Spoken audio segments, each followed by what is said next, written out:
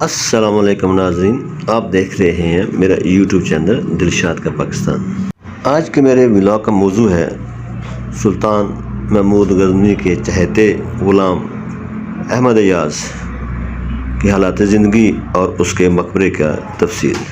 آپ میں سے اکثر لوگوں نے لاہور کے شاہ عالم مارکیٹ کے ساتھ رنگ محل کا ذکر ضرور سنا ہوگا۔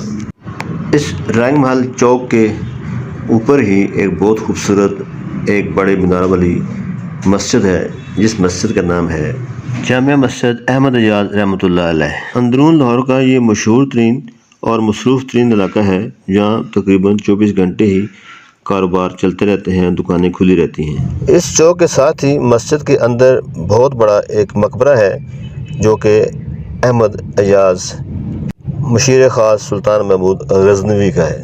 صدیوں پرانے اس مقبرے کے آس پاس ایک بہت بڑا باغ بھی تھا، جو وقت کے ساتھ ساتھ ختم ہو چکا اور یہاں پر دوسرے کاروبار اور بڑی بڑی عمارتیں بن چکی ہیں۔ 19ویں صدی میں یہ بلڈنگ ایک نواب سعد اللہ خان کا محل ہوتی تھی، جسے رنگ محل کہتے تھے۔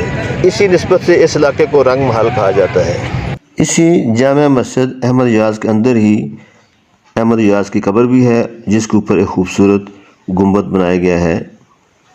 مسجد کی تاریخ زیادہ پرانی تو نہیں ہے، لیکن مقبرہ صدیوں پرانا ابھی تک قائم ہے۔ سلطان محمود غزنوی کے اس غلام کا اصل نام ابو النجم ایاز تھا۔ قرب سلطانی کے باوجود آپ کی زندگی بڑی سادہ اور کفایت شارانہ تھی۔ ایاز ترکی زبان کا لفظ ہے، جس کے معنی ہے خوشگوار دھوپ یا صاف رات کی شبنم۔ 396 ہجری میں غلام فروشوں کی ایک جماعت غزنی میں آئی، جن سے 120 غلام محمود غزنوی نے خریدے، جن میں سے ایک غلام حضرت احمد ایاز رحمۃ اللہ علیہ بھی تھے۔ محمود غزنوی نے احمد ایاز کی عمدہ اور اعلیٰ تربیت کا اہتمام و انتظام کیا، جس کی وجہ سے احمد ایاز نے آداب محفل، خدمت گزاری، وفاشواری کے علاوہ سپاہیانہ اوصاف اور مہارت میں بھی نام پیدا کیا۔ اس جامع مسجد کے اندر داخل ہوتے ہی بالکل سامنے ایک بہت خوبصورت سبز گنبد والا ایک مقبرہ ہے، جو حضرت احمد ایاز کا ہے۔ ڈاکٹر خواجہ ابو نظامی اور کچھ دوسرے مورخین کے مطابق ایاز کا سن پیدائش 373 ہجری مانا جاتا ہے۔ کچھ تاریخ دانوں کے مطابق ابن اسحاق اور الیاس کا نام بھی اس شخصیت کا لیا جاتا ہے، مگر اصل نام احمد ایاز ہی ہے۔ سن پیدائش اور اصل نام کے علاوہ ایاز کے تاریخ وفات میں بھی کچھ اختلافات ہیں۔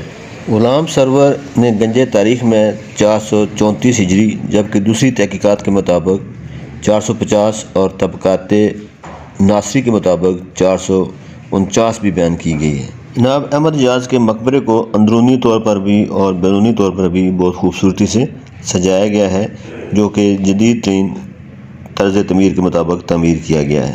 کچھ مورخین کا خیال ہے کہ سلطان محمود غزنوی نے جب لاہور فتح کیا تو یہاں سے جاتے ہوئے احمد ایاز کو لاہور کا صوبے دار مقرر کیا، لیکن دوسرے مورخین کے مطابق جب سلطان محمود غزنوی کا 421 ہجری میں انتقال ہوا اور اس کا بیٹا مسعود بادشاہ بنا، تو اس نے احمد ایاز کو اس صوبے کا گورنر اور صوبے دار بنا دیا۔